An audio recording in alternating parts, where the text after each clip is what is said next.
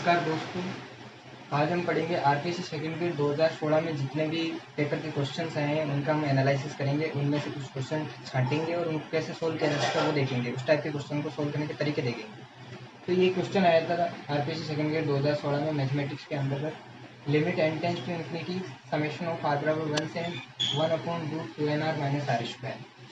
तो इस लिमिट का मान क्या आएगा ये हमें फाइंड आउट करना है। तो इस टाइप का जो भी क्वेश्चन आता है उसको कैसे सोल्व किया जाएगा, उसका तरीका है। देखो किस तरह से करेंगे। इस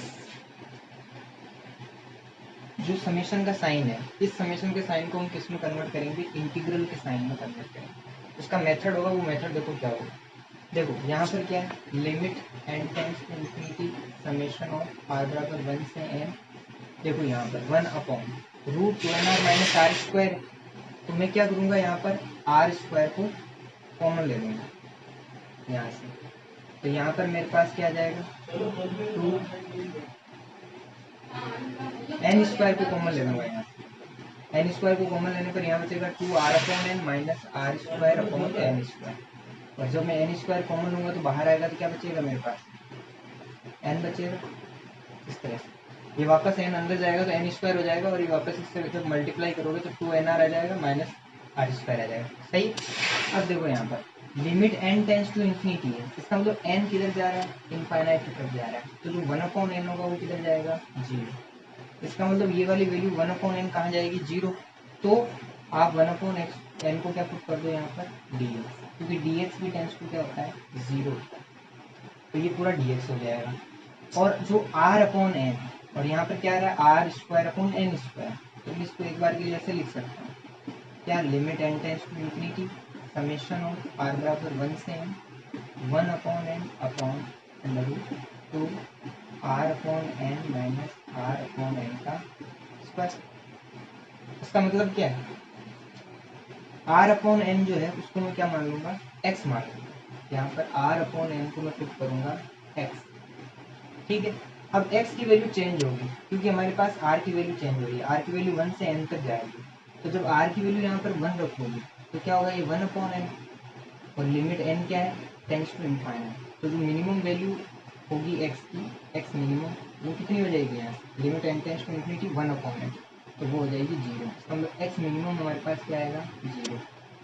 तो यहाँ पर x का मिनिमम वैल्यू आ जाएगा 0, और x का मैक्सिमम वैल्यू क्या आएगा, r की वैल्यू 1 से n तक जा रही है तो x का मैक्सिमम वैल्यू। तो जब आप r का मान n रखोगे तो ये हो जाएगा n/n, और limit n tends to infinite, ये हो जाएगा हमारा x मैक्सिमम। तो यहाँ से हो जाएगा 1। इसका मतलब x मैक्सिमम का मान हमारे पास कितना आएगा, 1, और x मिनिमम का मान क्या आएगा हमारे पास, 0 आएगा। इसका मतलब x की वैल्यू 0 से 1 तक जाएगी। जब आप इस लिमिट का सम करोगे तो x की वैल्यू 0 से 1 तक जाएगी। 1/n को मैंने क्या मान लिया, dx मान लिया। ठीक है। और r/n को मैंने क्या मान लिया, x। तब ये जो समेशन का साइन है वो किसमें कन्वर्ट हो जाएगा, इंटीग्रल में। तो यहाँ पर हमारा फॉर्म क्या बन जाएगा, इसी क्वेश्चन का फॉर्म ये बन जाएगा, इंटीग्रल ऑफ r बराबर 1 से n के लिए हमारी लिमिट क्या हो जाएगी, x मिनिमम से x मैक्सिमम। x मिनिमम कितना है, 0, और x मैक्सिमम कितना है, 1। तो 0 से 1, 1/n को मैंने कह दिया dx अपॉन अंडर r/n को मैंने x का तो 2x माइनस x²। इतना समझ में आ गया। अब क्या करेंगे, यहाँ से देखो इसको, अंडर रूट में है 2x माइनस x²। तो इसको मैं क्या लिख सकता हूँ, ऊपर नीचे इसको मैं क्या कर देता हूँ, x से मल्टीप्लाई कर देता हूँ। तो ये हो जाए 0 से 1, और ये हमारे पास कितना हो जाएगा, यहाँ से dx अपॉन, ऊपर भी मैंने x से मल्टीप्लाई कर दिया, नीचे भी मैंने इसको x से मल्टीप्लाई कर दिया। तो ये हो गया 2x माइनस x²। ठीक है। अब यहाँ से आगे क्या होगा देखो, तो यहाँ से ये कितना हो जाएगा, इंटीग्रेशन ऑफ 0 से 1 dx upon under root 2x minus x² को मैं क्या लिख सकता हूँ, minus of x² minus 2x। मैंने माइनस कॉमन ले लिया। अब ये कितना हो जाएगा, इंटीग्रेशन ऑफ 0 से 1 dx upon under root minus x² minus 2x को मैं क्या लिख सकता हूँ, x माइनस 1 का स्क्वायर माइनस 1। यही होगा, x माइनस 1 का स्क्वायर क्या होगा, x² minus 2x plus 1 minus 1, तो x² माइनस 2x। तो यहाँ से ये हो जाएगा 0 से 1 dx अपॉन अंडर रूट जब माइनस से मल्टीप्लाई करोगे तो क्या हो जाएगा 1 माइनस एक्स माइनस 1 का स्क्वायर। सही। अब ये हो गया integral of d x upon root 1 minus x square के टाइप की फॉर्म। तो इस इंटीग्रल का मान क्या होता है? यदि हमारे पास इंटीग्रल ये है आई बराबर integration of d x upon under root a square minus x square, तो उसका मान क्या होता है? Sine inverse x upon a, यही होता है। तो यहाँ पर भी यही हो जाएगा, यहाँ पर हमारा x माइनस 1 है तो ये हो जाएगा sine inverse x minus 1 upon a का मान वैसे भी 1 है, और लिमिट क्या हो जाएगी हमारी 0 से 1 हो जाएगी। लिमिट क्या 0 से 1, तो यहाँ से ये क्या हो जाएगा साइन इनवर्स, पहले 1 रखोगे तो 1 minus 1 upon 1 minus sign inverse, 0 रखोगे तो 0 माइनस 1 अपॉन 1। सही। यहाँ से आगे देखो क्या आएगा, इसके बाद क्या आएगा, ये आएगा साइन इनवर्स 1 माइनस 1 अपॉन 1, यानी 0 हो गया, माइनस में साइन इनवर्स, ये माइनस 1, 0 माइनस 1 अपॉन 1 माइनस 1 हो गया, और साइन इनवर्स माइनस 1 की वैल्यू क्या होगी माइनस का pi by with negative sign, और साइन इनवर्स 0 की 0, तो ये पूरा मान क्या आ गया पाई बाई। इसका मतलब इस इंटीग्रल का सम क्या आ गया हमारे पास पाई बाई। इसी तरह आरपीसी का एक क्वेश्चन आया है, limit n tends to infinity 1 upon n plus 1 upon n plus 1 plus 1 upon n plus 2 plus less 1 upon 3। तो ये भी उसी तरह का क्वेश्चन है जो भी मैंने पीछे आपको बताया, इसको उस फॉर्म में लाना पड़ेगा। तो सोचो इसका nवां पद क्या हो, इसका rवां पद क्या हो। इसका पहला पद है n प्लस 0, इसका दूसरा पद क्या है n प्लस 1, इसका तीसरा पद क्या है n प्लस 2। तो इसका जो rवां पद होगा वो क्या होगा हमारे पास, यही होगा n प्लस आर माइनस 1। ठीक है, 1 upon n plus R minus 1। जैसे इसमें दूसरा पद निकालना चाहें तो n प्लस 2 माइनस 1 यानी n plus 1। Summation of R का मान कहाँ से कहाँ तक है, 1 से स्टार्ट होगा प्रथम पद से लेकर के कहाँ तक है आर का मान फाइनली, जैसे 1 अपॉन 3n आ रहा है तो उसको इस फॉर्म में लिखूँ तो क्या आएगा 1 upon n plus 3n 2n plus 1 minus 1, यही आएगा। जैसे मैं करूँगा तो ये 3n हो जाएगा, इसका मतलब यहाँ पर मेरा r का मान क्या है 2n प्लस 1, तो r बराबर 1 से लेकर के मान कहाँ तक जा रहा है 2n प्लस 1 तक जा रहा है, और हमें समेशन करना है 1 upon n plus R minus 1 का। समझ में? तो यहाँ से देखो ये क्या हो जाएगा, टेंस टू हमारे पास क्या है यहाँ पर इनफाइनाइट। अब देखो ये क्या होगा limit n tends to infinite, यहाँ से समेशन ऑफ r बराबर 1 से 2n प्लस 1 अपॉन, इसमें मैं n कॉमन ले लूँ तो 1 plus R minus 1 upon n आ जाएगा, 1 upon n 1 plus R minus 1 upon n आ जाएगा। ठीक है, अब क्या करूँगा मैं 1 अपॉन n को dx मान लूँगा, ठीक है, और r माइनस 1 अपॉन n को भी मैं क्या मान लूँगा x मान लूँगा। अब इसकी लिमिट देखूँगा तो x मिनिमम कितना होगा, x मिनिमम होगा r की मिनिमम वैल्यू, तो r 1 से लेकर 1 प्लस 1 तक जा रहा है तो मिनिमम वैल्यू क्या होगी इसकी 1 होगी, तो ये हो जाएगा 1 माइनस 1 अपॉन n, और लिमिट n क्या है tends to infinite, limit n tends to क्या है इनफाइनाइट, ये भी रखना है। तो ये हो गया limit n tends to infinite 0 upon n यानी कि 0, x मिनिमम क्या आ जाएगा 0। इसी तरह x मैक्सिमम कितना आएगा, x मैक्सिमम आ जाएगा limit n tends to infinity और r माइनस 1 की मैक्सिमम वैल्यू, तो r माइनस 1 की मैक्सिमम वैल्यू क्या है 2n प्लस 1, तो ये आ जाएगा 2n plus 1 minus 1 upon n। ठीक है, तो ये हो जाएगा limit n tends to infinity 2n upon n यानी 2, तो ये मान क्या आ जाएगा 2, x मैक्सिमम में हमारे पास कितना आ जाएगा 2 आ जाएगा। ये दोनों चीज़ आ गई, बस आप कन्वर्ट कर दो तब हमारे पास ये समेशन का साइन इंटीग्रल में कन्वर्ट हो जाएगा। लोअर लिमिट हमारी x मिनिमम क्या है 0 और हायर लिमिट x मैक्सिमम 2, तो 0 से 2 1 अपॉन n को हमने क्या कर दिया dx upon 1 plus r minus 1 को हमने क्या कर दिया x। समझ में आ गया? तो अब ये इंटीग्रल आप सबको पता है 1 अपॉन एक्स क्या होता है log x, तो 1 अपॉन 1 प्लस एक्स क्या होगा log ऑफ 1 प्लस एक्स हो जाएगा, और इसकी लिमिट क्या हो जाएगी 0 से 2, तो यहाँ से ये हो जाएगा log of 1 plus 2 minus log of 1 plus 0, तो ये हो जाएगा log of 3 minus log of 1। हम जानते हैं कि log 1 का मान क्या होता है 0, इसलिए ये हो जाएगा आंसर हमारा log 3, यही हमारा आंसर है। a प्लस बी प्लस सी की पावर 25 के विस्तार में पदों की संख्या। तो इसको करने के लिए हमारे पास तरीका क्या होगा, बिल्कुल सिंपल है। आप इसका क्या करो, बाइनोमियल एक्सपेंशन कर दो। क्या मान लो, एक पद ये मान लो, एक टर्म ये मान लो और एक टर्म ये मान लो, बी प्लस सी को साथ में। तो ये क्या हो जाएगा, ए की पावर 25 फर्स्ट टर्म। फिर सेकेंड टर्म क्या आएगा, 25c1 ए की पावर 24 और बी प्लस सी की पावर 1 कह सकते हैं, प्लस 25c2 ए की पावर 23 बी प्लस सी की पावर 2। इस तरह से चलेगा, ठीक है। कब तक चलेगा, जब लास्ट में क्या ना आ जाए, लास्ट में हमारे पास आ जाएगा 25c24 ए की पावर 1 और बी प्लस सी की पावर 24 और लास्ट में आ जाएगा हमारे पास बी प्लस सी की पावर 25। सही। अब हमें पता है कि a प्लस बी की पावर जो n होती है उसमें कितने पद होते हैं, n प्लस 1 पद होते हैं, ठीक। बाइनोमियल एक्सपेंशन करते हैं, जब a प्लस बी की पावर रहेगा तो उसमें कितने पद आते हैं, n प्लस 1 पद आते हैं। तो उसका हम यूज़ करेंगे यहाँ पर। देखो कैसे, ये एक पद हो गया हमारे पास, तो इसको 1 लिखते हैं, plus 25c1 into A to the power 24 और ये क्या है, b प्लस सी की पावर 1। तो इसमें कितने पद होंगे, पावर 1 है, इसका मतलब इसमें पद कितने हो जाएंगे, 2, क्योंकि अगर a प्लस बी की पावर n है तो इसमें पद होंगे n प्लस 1।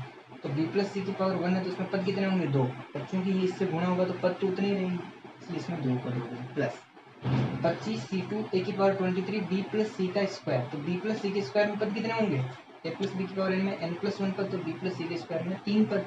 और जब इससे मल्टीप्लाई करोगे तब भी 3 पद आएंगे, ठीक है। इससे जस्ट अगले वाले में कितना आ जाएंगे, 4 पद। ऐसे चलता जाएगा। अब इस पे आओ, 25c4a b प्लस सी की पावर 24, तो इसमें कितने पद होंगे, 25। और जो लास्ट वाला उसमें कितने पद हो जाएंगे, 26। अर्थात a प्लस बी प्लस सी की पावर 25 में कितने पद होंगे, 1 से लेकर के 26 तक की जो प्राकृतिक संख्या है कर्माकर, उन सबको जोड़ लो, उतने ही नंबर होंगे। तो डायरेक्ट ये फॉर्मूले की तरह भी आप यूज़ कर सकते हैं। तो यहाँ से ये हो जाएगा हमारे पास 26 इंटू 27/2 यानी कि 13 इंटू 27 इतने पद होंगे। इनको मल्टीप्लाई करो, तो 13 को 27 से मल्टीप्लाई करना है अगर आपको, तो सिंपली आप लिख सकते हो 13 को आपको मल्टीप्लाई करना है 30 माइनस 3 से, 33 की 39, 390 माइनस 33 की 39। अगर यहाँ 40 होता है तो यहाँ 50 आ जाता है, ज़्यादा है 51 आ जाएगा। तो हमारा आंसर क्या आ जाएगा, 351। कितने पद होंगे टोटल, 351 पद होंगे। नेक्स्ट क्वेश्चन है, अति परवलय 2x² plus y² minus 3xy minus 5x plus 4y plus 6 बराबर 0 के केंद्र के निर्देशांक क्या होंगे, ये हमें फाइंड आउट करना है। तो जब भी आपको कोई कोनिक सेक्शन की इक्वेशन दे रखी हो, अति परवलय मतलब ये कोनिक सेक्शन है, ये सांको परिच्छेद है और इसका समीकरण ये है। तो कोनिक सेक्शन का समीकरण, ये जो समीकरण है किसमें, x और y में है, तो उसको मान लो f ऑफ xy बराबर 0। हम ऐसा एज्यूम कर सकते हैं कि ये क्या है, f ऑफ xy बराबर 0 है। और हमें इसका क्या निकालना है, केंद्र। केंद्र मतलब सेंटर फाइंड आउट करना है। तो कभी भी अगर कोनिक सेक्शन की एक इक्वेशन दे रखी हो x और y में और उसका सेंटर फाइंड आउट करना हो, तो उसके सेंटर के डायरेक्ट कोऑर्डिनेट हम निकाल सकते हैं यूजिंग दीज टू इक्वेशंस। क्या करो, इस fxy का x के रेस्पेक्ट में पार्शियल डिफरेंशिएशन कर दो और उसको 0 के बराबर करो, इसको कर दो समीकरण है। फिर क्या करो, इसी fxy का y के रेस्पेक्ट में पार्शियल डिफरेंशिएशन करो, उसको 0 के बराबर करो और इन दोनों समीकरण की मदद से x और y की वैल्यू फाइंड आउट करो। वही हमारे पास क्या हो जाएगा, इसके सेंटर के कोऑर्डिनेट हो जाएंगे। तो यहाँ पर हमारा जो कॉनिक सेक्शन की इक्वेशन है वो ये है, इसको हम fxy कहते हैं। तो हमारा fxy क्या हो जाएगा, 2x² plus y² minus 3xy minus 5x plus 4y plus 6, यही है।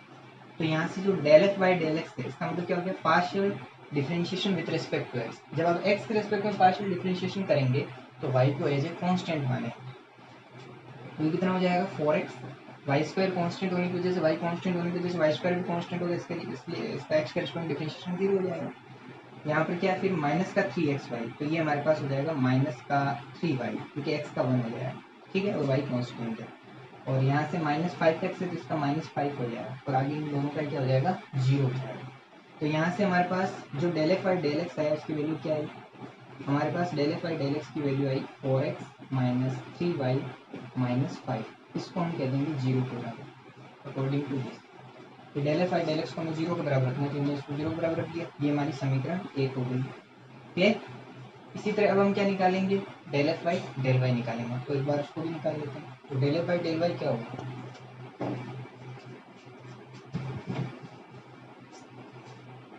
देखो यहाँ से del F by del Y क्या होगा, यहाँ से जो है del F by del Y, इसका मतलब क्या है, इसको y के रेस्पेक्ट में पार्शियल डिफरेंशिएशन करना है, तो x को एज ए कांस्टेंट ट्रीट करना है, तो ये 0 हो जाएगा, ये कितना हो जाएगा हमारे पास 2y हो जाएगा, माइनस 3xy कितना हो जाएगा हमारे पास, माइनस का 3x हो जाएगा क्योंकि y का 1 हो जाएगा, और ये 0 हो जाएगा, और 4y का क्या हो जाएगा 4, 6 का 0 हो जाएगा, तो यहाँ से हमारे पास ये हो जाएगा del F by del Y बराबर 2y माइनस 3x प्लस 4, और ये क्या होना चाहिए 0, ठीक है।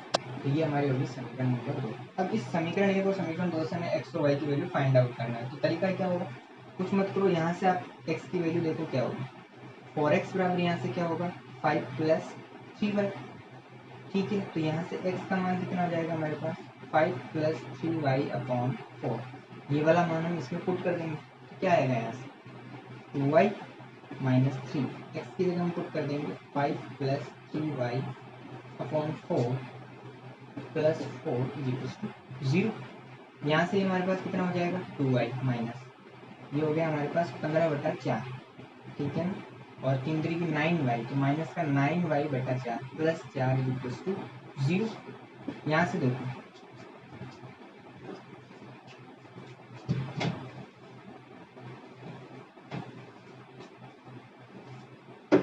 से देखो हमारे पास कितना हो जाएगा 2y माइनस 9y/4, तो 4 दूनी 8 माइनस 9, तो ये माइनस का y/4, माइनस का 15/4 प्लस का 4, तो ये 16 प्लस का 16 माइनस का 15 प्लस का 1/4 इज इक्वल टू 0। तो यहाँ से हमारे पास y का मान कितना हो जाएगा 1 हो जाएगा, समझ में।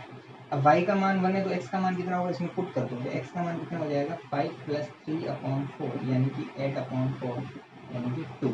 तो हमारे पास जो केंद्र के निर्देशांक होंगे, केंद्र के निर्देशांक वो क्या हो जाएंगे हमारे पास एक्स वाई, तो वो हमारे पास हो जाएगा x का मान क्या आ गया 2 और y का मान आ गया 1, तो केंद्र के निर्देशांक क्या होंगे 2, तो इसके जो हाइपरबोला का सेंटर होगा उसका कोऑर्डिनेट क्या आ जाएगा 1।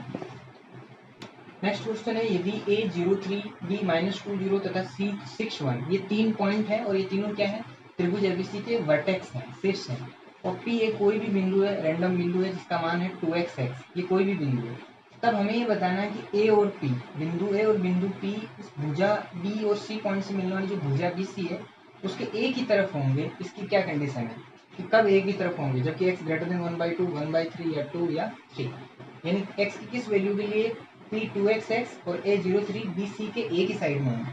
तो इसको निकालने के लिए आपको डायरेक्ट सीधा तरीका एक ही है, पहले आप रेखा bc का समीकरण ज्ञात,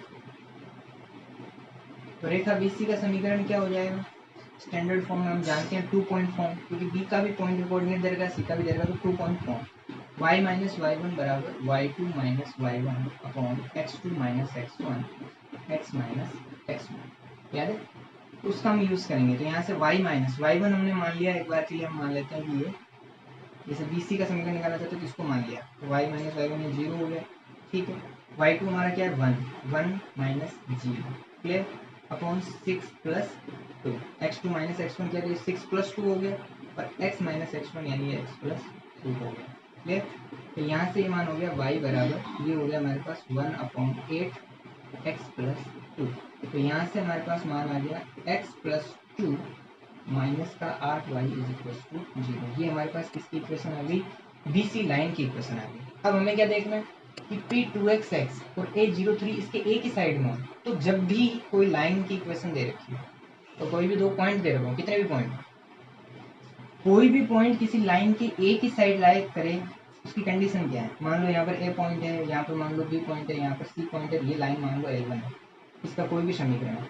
अब ये ABC इसके A की साइड लाइक है, इसकी क्या कंडीशन है कि इस लाइन की इक्वेशन में अगर मैं A का कोऑर्डिनेट रखूँ, B का कोऑर्डिनेट रखूँ, C का कोऑर्डिनेट रखूँ, हर बार मुझे चिन्ह समान मिलना चाहिए, यानी अगर A पर A के कोऑर्डिनेट को लाइन में रखने पर पॉजिटिव वैल्यू आ रही है तो B पर और C पर अपने आप पॉजिटिव ही आएगी, तभी वो एक साइड होंगे, अगर नेगेटिव आ रही है तो फिर वो एकदम नीचे की साइड होंगे, अपोजिट साइड होंगे।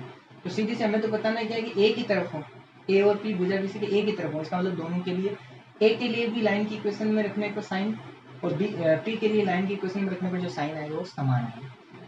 A का मान हमें दे रखा है 0 3 कोऑर्डिनेट का, तो इसको इस लाइन की इक्वेशन में पुट करते हैं, तो जब हम A को पुट करते हैं, A का मान क्या है कोऑर्डिनेट का 0 3, तो x की जगह हम 0 और y की जगह हम 3 पुट कर देंगे, तो 0 प्लस 2 माइनस 8 इंटू 3, तो ये हो जाएगा 2 माइनस 24, ये हो जाएगा माइनस का 22 विच इज लेस देन 0।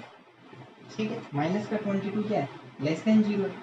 अब A03 पर इस पॉइंट पर मान रखने पर, यहाँ पर लाइन में मान रखने पर नेगेटिव आ रहा है, इसका मतलब कि 2x को रखने पर भी मान कैसा आना चाहिए, नेगेटिव आना चाहिए। तो रख दो उसको भी। तो अब हम रखेंगे किसको, P2x को किसमें रखेंगे, इसी लाइन की इक्वेशन x + 2 - x y = 0। तो x का मान क्या है यहाँ पर 2x, तो x की जगह में लिख दिया 2x प्लस का 2, तो ये प्लस का 2 माइनस 8y, y का मान यहाँ x है तो 8x। देखो, और ये मान क्या आना चाहिए, लेस देन 0 आना चाहिए, क्योंकि हमें एक ही तरफ लाइन के एक ही तरफ चाहिए पॉइंट। तो ये लेस देन 0 के भी लेस देन 0 आना चाहिए। तो यहाँ से क्या हो गया, ये 2x - 8x यानी ये माइनस का 6x हो गया। तो 2 - 6x लेस देन 0। ये इंप्लाइज करता है कि 2 इज लेस देन 6x। इसको हम उल्टी फॉर्म में ऐसे भी लिख सकते हैं कि 6x इज ग्रेटर देन 2, या हम ऐसा कह सकते हैं कि x इज ग्रेटर देन 1/3। तो हमारा आंसर क्या हो जाएगा, इसलिए हमारा राइट आंसर हो गया x is greater than 1/3। Next question है, समांतर चतुर्भुज के 3 क्रमागत शीर्षों के निर्देशांक दे रखे हैं। ए का निर्देशांक है 3 - 1 2, बी का निर्देशांक है 1 2 - 4 और सी का निर्देशांक है -1 1 2। तो हमें शीर्ष डी के निर्देशांक फाइंड आउट करना है। तो बहुत आसान तरीका है, इसमें कुछ भी नहीं करना, सीधा सा देखो, इसको हम मान सकते हैं x1 y1 z1, इसको x2 y2 z2 क्रमागत रूप से, इसको x3 y3 z3 और इसके जो कोऑर्डिनेट होंगे उनको मान लेंगे x4 y4 z4। तो माना डी के कोऑर्डिनेट क्या है, x4 y4 z। तो समांतर चतुर्भुज के लिए हम जानते हैं डायरेक्टली क्या, x1 + x3 का मान बराबर होगा x2 + x4 के, और y1 + y3 का मान बराबर होगा y2 + y4 के। अगर हम बात कर रहे हैं 2D में, और अगर हम 3D में बात करते हैं तो बस एक आपको डायमेंशन एक्सपेंड करनी है। तो ये हो जाएगा z1 + z3 = z2 + z4। ये 3D भी हो जाएगा, तो बस लगा दो इसको डायरेक्ट। देखो यहाँ से x1 कितना है 3 प्लस x3 कितना है x3 - 1, तो ये -1 बराबर x2 कितना है 1 प्लस में x4। तो यहाँ से x4 का मान कितना आ जाएगा, देख लो आप, ये हो गया 2 2 में से 1 तो x4 का मान क्या आ जाएगा हमारे पास, 1 आ जाएगा। ठीक है, अब इसी तरह इसमें आ जाओ y1 + y3, तो y1 का मान क्या है -1 प्लस y3 का मान कितना है यहाँ पर 1 बराबर आना चाहिए y2 का मान क्या है 2 प्लस y4। तो यहाँ से y4 का मान हमारे पास क्या आ जाएगा, तो ये 0 हो गया, तो इसका मतलब y4 का मान क्या आना चाहिए -2। ठीक है, इसके बाद बात करते हैं z1 + z3, तो 2 और ये 2 4, मतलब z1 + z3 है 2 + 2। इसके बाद हम बात करें z2, तो z2 का वैल्यू यहाँ पे क्या है -4, तो -4 + z4। तो यहाँ से z4 का मान क्या आ जाएगा, ये 4 है, ये -4 हो जाएगा तो ये 8 हो जाएगा, z4 का मान 8 आ गया। इसका मतलब हमारे डी के कोऑर्डिनेट क्या आ गए, डी के कोऑर्डिनेट आ गया हमारे पास 1 - 2 8, ये हमारा क्या है आंसर। देखो यहाँ पर संयुक्त समीकरण 6x² + 4y² - 10z² + 3yz + 4zx - 11xy = 0, इसके द्वारा प्रदर्शित दो समतल, बिल्कुल ऑब्वियसली इससे दो समतल प्रदर्शित होंगे। जब भी आप इसको खोलोगे तो दो फैक्टर बनेंगे, वो दोनों फैक्टर दो समतल को रिप्रेजेंट करेंगे। उन दोनों समतलों के मध्य आपको कौन बताना है, कौन क्या होगा, तो सिंपलेस्ट वे क्या है, देखो दो समतल को रिप्रेजेंट करने वाला कोई भी इस टाइप का जो इक्वेशन है, ये क्वाड्रेटिक इक्वेशन है, इसमें सारे दो घात के समीकरण है ना, x का स्क्वायर है, y का स्क्वायर है, z का स्क्वायर है, y इंटू जेड, इसकी पावर भी 2 बन जाती है, z इंटू एक्स तो 1 1, ये भी 2 हो जाता है, x y है तो ये 1 1 2 हो जाता है, तो सारी द्विघाती है। तो सिंपली अगर हम बात करें दो प्लेन को लेकर के, तो मान लो एक प्लेन है a1x + b1y + c1z - d, और दूसरा प्लेन क्या है, मान लो कि a2x + b2y + c2z - d। तो ये इन्हीं दो प्लेन को मान लो रिप्रेजेंट करता है, तो इनका गुणनफल क्या है यहाँ पे 0। इन दोनों प्लेन के बीच का हमें क्या निकालना है, एंगल। तो इन दोनों प्लेन के बीच का एंगल निकालने का डायरेक्ट सूत्र हमारे पास क्या है कि कोस थीटा का मान यहाँ से हमारे पास क्या होगा, कोस थीटा का मान हमारे पास यहाँ से होगा a1 a2 + b1 b2 + c1 c। यही है, क्योंकि अगर मैं इस प्लेन की इक्वेशन को थोड़ा ऐसे लिखूँ a1x + b1y + c1z = d1, तो ये एक स्टैंडर्ड फॉर्म है प्लेन की equation, ax + by + cz = d की फॉर्म, जहाँ पर जो ए बी सी होते हैं वो हमेशा किसके बताते हैं, नॉर्मल की दिशा में घटक बताते हैं। नॉर्मल जो वेक्टर है उसके आई कैप जे कैप और के कैप कोऑर्डिनेट को शो करते हैं, ठीक है ना, ये इसका एन1 वेक्टर हो जाएगा। और इसी तरह से इसके लिए n2 वेक्टर क्या हो जाएगा, a2 आई कैप b2 जे कैप और c2 ठीक है। तो डायरेक्टली आप n1 डॉट n2 निकाल सकते हैं, वो यही है। क्या आएगा a1 a2 plus b1 b2 plus c1 c2 upon under root of a1 square plus b1 square plus c1 square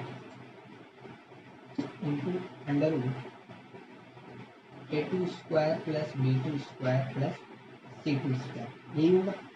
अब देखो ध्यान से, ये होगा, ठीक है। अब यहाँ पर हमें चाहिए इनके इस प्लेन से जो संयुक्त समीकरण दे रखी है, इस संयुक्त समीकरण से प्रदर्शित होने वाले प्लेन के बीच का एंगल चाहिए, और वो cos थीटा बराबर दिस से दिया जाएगा। अब ध्यान से देखो, मैं अगर a1 a2 की बात करूँ तो ये a1 a2 इसमें होगा क्या, अगर आप इसको गुणा करोगे, इन दोनों समीकरणों को आपस गुणा करोगे तो x into x x square हो जाएगा और a1 इंटू a2 हो जाएगा। तो आपको x स्क्वायर का गुणा क्या मिलेगा, a1 a2, मतलब आपको जो a1 a2 मिलेगा वो हमेशा किसका गुणांक मिलेगा, x स्क्वायर का गुणांक। समझ में आता है। इसी तरह देखो y स्क्वायर का गुणांक क्या मिलेगा, b1 इधर b2, तो y स्क्वायर का जो गुणांक आपको मिलेगा वो क्या मिलेगा, यहाँ से b1 b2 यही मिलेगा, इसके अलावा y स्क्वायर का कोई गुणांक नहीं होगा। इसी तरह देखो z इधर z, c1 इधर c2, तो जो c1 c2 है वो आपके पास किसका गुणांक हो जाएगा, z स्क्वायर का गुणांक। इसमें इन दोनों की संयुक्त समीकरण, जो x स्क्वायर का गुणांक होगा वो a1 a2 के बराबर होगा, जो y स्क्वायर का गुणांक होगा वो b1 b2 के बराबर होगा, और जो z स्क्वायर का गुणांक होगा c1 c2 के बराबर होगा। तो आप इसको डायरेक्ट याद रखो, ये हमेशा ही होता है। जब आप एक संयुक्त समीकरण बनाते हो दो प्लेन से, तो उसमें जो x स्क्वायर का गुणांक होता है जैसे 6, तो ये a1 a2 के बराबर है, जो y स्क्वायर का गुणांक है 4, ये b1 b2 है, और जो z स्क्वायर का गुणांक है -10, ये c1 c2। तो आपको क्या चाहिए, cos theta a1 a2 plus b1 b2 plus c1 c2 upon this. तो इसका मतलब a1 a2 चाहिए। अब a1 a2 आपसे सीधा ही पता चल गया क्या होगा, इसमें जो x स्क्वायर गुणांक है वो होगा, तो यहाँ से क्या हो जाएगा, a1 a2 हो जाएगा हमारे पास 6 प्लस b1 b2 हमारे पास क्या हो जाएगा, प्लस का 4, तो प्लस का 4, ठीक है। और c1 c2 यहाँ पर क्या है, माइनस का टेन, जो जेड स्क्वायर गुणांक है वही तो होगा c1 c2, तो माइनस का टेन, तो ये हो गया माइनस का टेन अपॉन ये चीज़।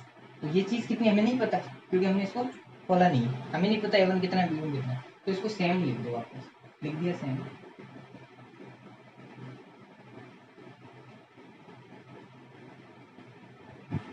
देखो 6 प्लस 4 10, 10 माइनस 10 0, तो ये कुछ भी हो ना, इससे कुछ फर्क नहीं पड़ता, ये नन जीरो होगा, ये फिक्स है, क्योंकि दो प्लेन को ही रिप्रेजेंट कर रहा है तो ये नन जीरो ही होगा, क्योंकि स्क्वायर टर्म है साइड, तो ये नॉन जीरो होगा, तो ऊपर जीरो आ गया, तो इसका पूरा मान क्या आएगा, जीरो। इसका मतलब क्या है, कोस थीटा का मान क्या आ गया, जीरो। इसका मतलब थीटा का मान क्या आ जाएगा, पाई/2, अर्थात उन इस संयुक्त समीकरण से जो भी प्लेन रिप्रेजेंट हो रहे हैं उनके बीच का एंगल क्या है, 90 डिग्री, वो एक दूसरे के लंबवत है। इससे जो भी दो प्लेन रिप्रेजेंट हो रहे हैं वो दोनों एक दूसरे के लंबवत हैं। आपको इसी तरह की और वीडियो देखने को मिलेंगे, और अधिक जो अपने एनवीएस केवीएस एग्जाम हो उनके भी क्वेश्चंस पेपर सॉल्व किए जाएंगे। आरपीएससी में सेकंड ग्रेड फर्स्ट ग्रेड सारे पेपर आपके सामने सॉल्व किए जाएंगे। इसी तरह के क्वेश्चंस आपके भी अगर आपके पास हों और आपको उनमें प्रॉब्लम हो तो आप उनको हमारे चैनल पर भेज सकते हैं किसी भी तरह से, ठीक है। और आप हमारे चैनल को लाइक कीजिए, शेयर कीजिए और सब्सक्राइब कीजिए, और राम।